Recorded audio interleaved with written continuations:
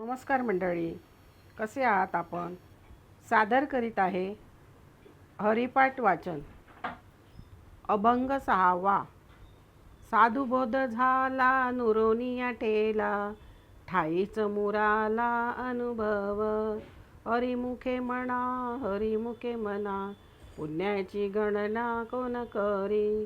कापुराची वाती उजळली ज्योती, ठाईच समाप्ती झाली जैसी.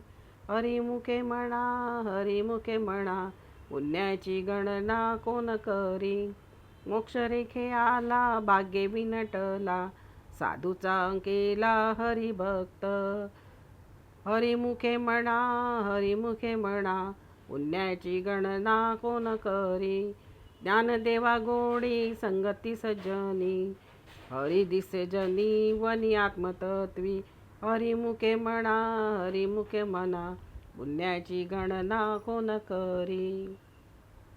श्रोते हो, विवेक, वैराग्य, सेवाभाव व नम्रता या गुणांनी सुपात्र असलेल्या शिष्याला आत्मसाक्षात्कारी साधू बोध देतात.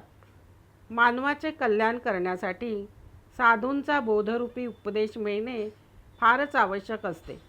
परंतु खरा साधू कसा ओळखावा? या जगामध्ये भोंदू साधूंची चलती आहे. भोंदू साधूपासून साधकाचे अहित होण्याची शक्यताच जास्त असते. दासबोधामध्ये अशा भोंदू साधूंचा रामदास स्वामी धिक्कार करतात.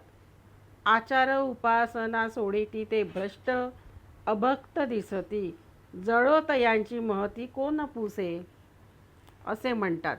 तेव्हा खऱ्या साधूला तोलून मापून पारखून घ्यावे. शुद्ध सोन्याला जशी आपण कसोटीवर घासून घेतले की त्याची शुद्धता जाणवते, त्याचप्रमाणे साधूला आचार, विचार, निस्वार्थता, करुणा आणि गुणविशेषावर पारखून घ्यावे. श्री एकनाथ महाराजांनी साधूची लक्षणे सांगितली आहेत. साधू म्हणावे तयाशी, दयाक्षमा ज्याच्या दाशी, जयापाशी नित्य शांती. संत जाना आत्मस्थिती, ज्याचे गेले काम क्रोध, तोची साधू जगी सिद्ध. सर्वानुभूती दया, साधू म्हणावे ऐसिया. या लक्षणाचा जर साधू मिळाला तर उत्तम बोध शिष्याला मिळतो. तो कसा होतो? तर श्री विवेकानंदांच्या कथेवरून लक्षात येते. सामान्य साधकाने मात्र साधूने केलेला तत्वबोध आपणाला कळाला काय याचे चिंतन करावे.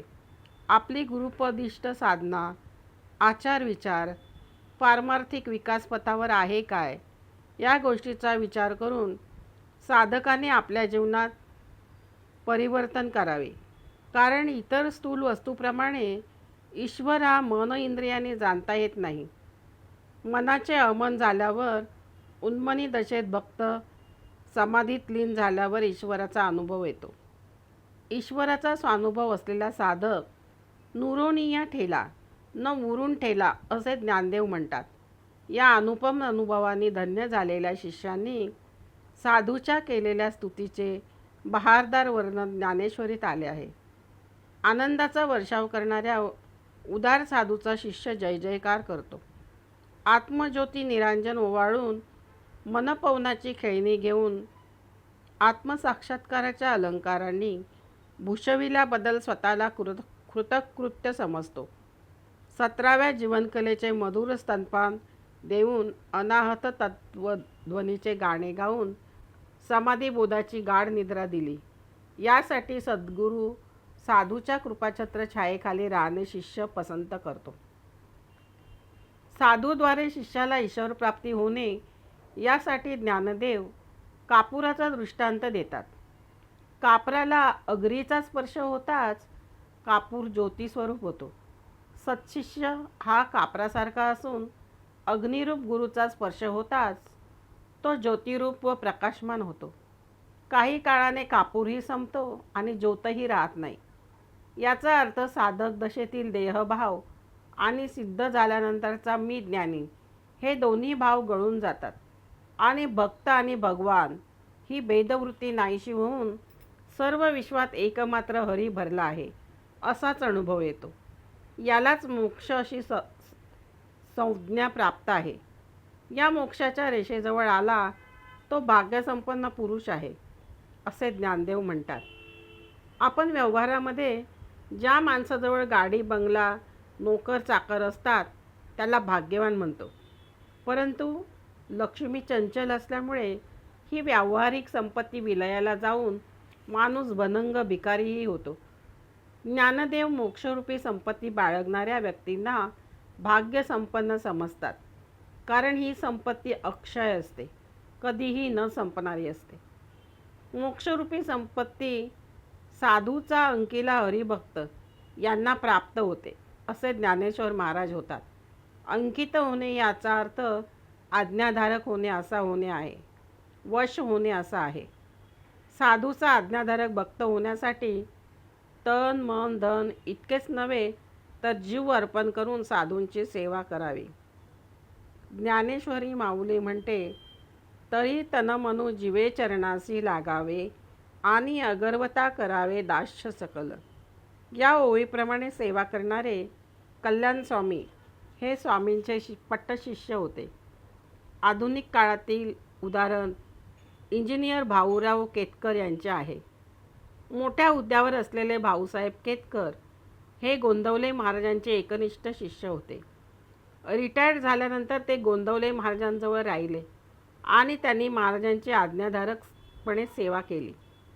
स्वतःची सर्व पेन्शन ते दरमहा महाराजांच्या हवाली करीत.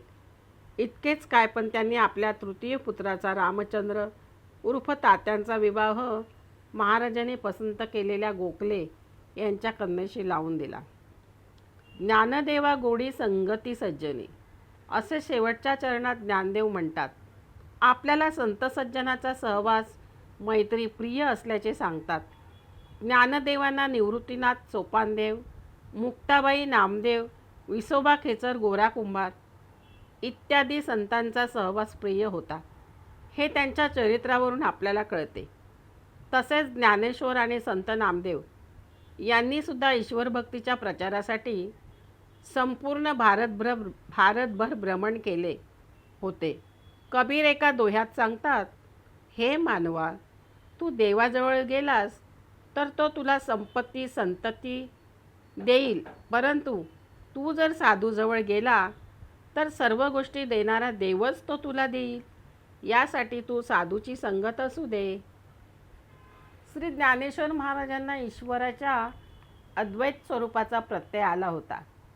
या प्रत्ययाचे प्रतिबिंब हरी दिसे जनी वनी आत्मतत्वी या शेवटच्या चरणात दिसते.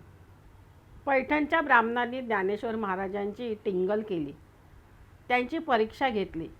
ब्राह्मण म्हणाले, या सर्व चराचरात एकच जर ईश्वर आहे असे तू जर सांगत असशील, हे जर सत्य असेल तर तुझ्यात आणि समोर असलेल्या रेड्यात एकच आत्मा असावा.